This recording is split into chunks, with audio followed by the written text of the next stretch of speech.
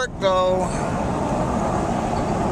So did you catch any of that Thurman meeting? With Neil McFarlane right in there, man. That's really a nice change, isn't it? He's right in there. He's not scared to get his hand. He goes right out there. And that's a complete different philosophy from what we were used to, isn't it?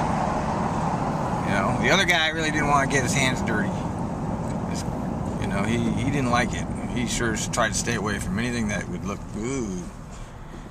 But Neil doesn't seem to have that problem at all. He gets right out there, and he's good too. He's actually good. I'm completely surprised at how good he is at the public speaking part of this. It just goes to show you, you don't really know somebody until you know him. Of course, you didn't see anything of him when he was, you know, capital projects guy. I mean, what did you see? Nothing really. You know, he'd be very demure at the board. He never said it. I guess he's a dutiful subordinate or something. They're all very dutiful, all the subordinates. You know, you can tell that they always yielded to the Fred man. You know, Fast Freddy. He looked like a namby-pamby, but he was no namby-pamby. That guy was a ruthless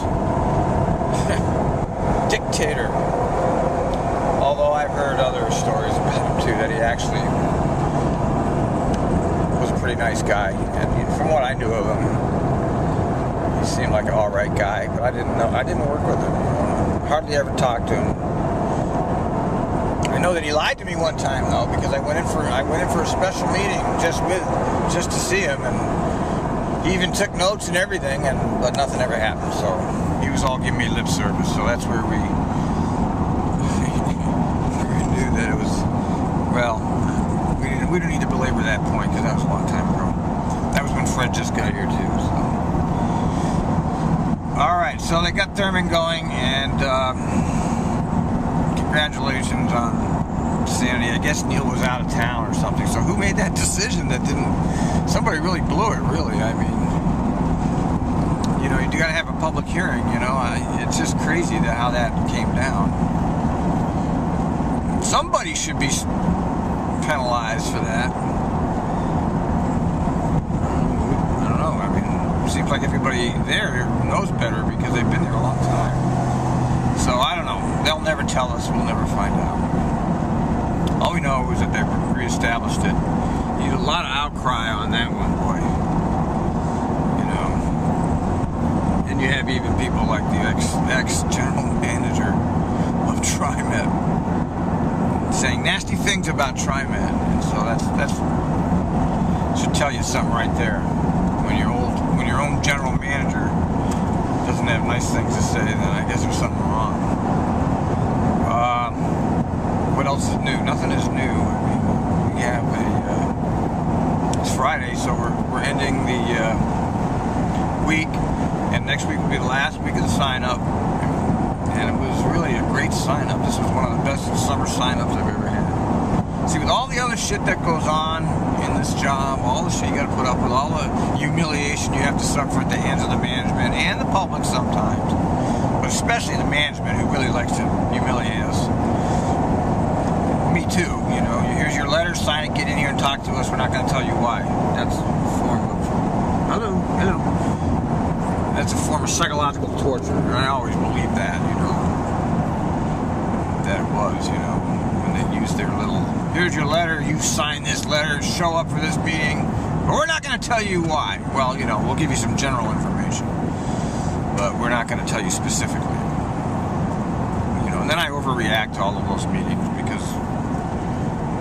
You never know. I mean, you really never do know here. I mean, you never know. I mean, when I was kidnapped downtown, I didn't know what was going to happen. I mean, that's how they fire people, you know. I know they take you down there and tell you, clean out your desk, or in this case, don't come back, you know.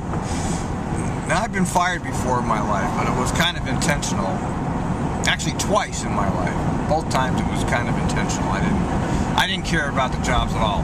That's the bottom line of those. So I started at, you know, you can see how I am anyway. so I started, not caring. And once I don't care anymore, if I don't care about what I'm doing, it becomes quite obvious in my case. And we didn't have unions back then. One place was a pancake house. I was young, and it was that job. I was making a lot of money. It was like $17 an hour. You're talking 1970s here. So that was a lot of money. But boy, that was a hard job. Sitting in a kitchen making pancakes, and it was 150 degrees in there. Man, don't ever eat at a pancake house. I hope that they've improved their kitchens. And the other one was a retail management position that I had to drive. I had to go all the way to San Francisco, and I lived in the Santa Rosa area, and I really wasn't into that. I didn't, that was not any fun for me.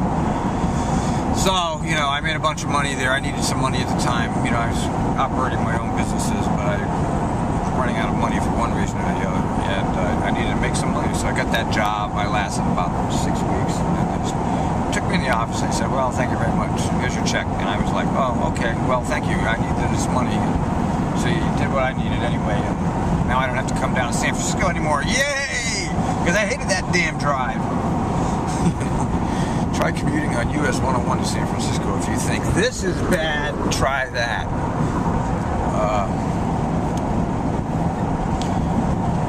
What is that?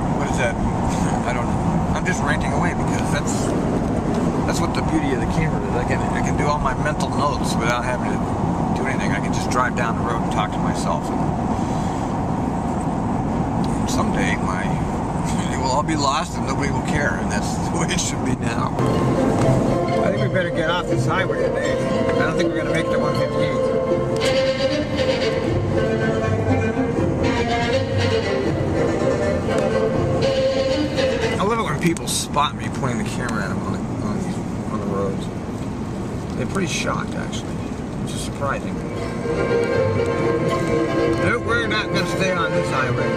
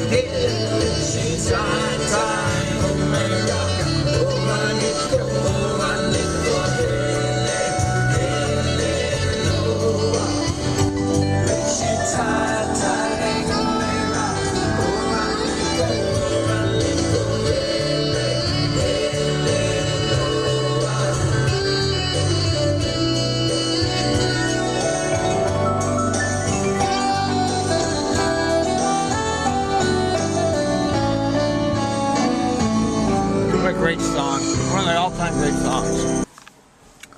Oh yeah, one other thing. Sandy Day got the official boot. Well, that's really no surprise, is it? We all feel bad for her, though.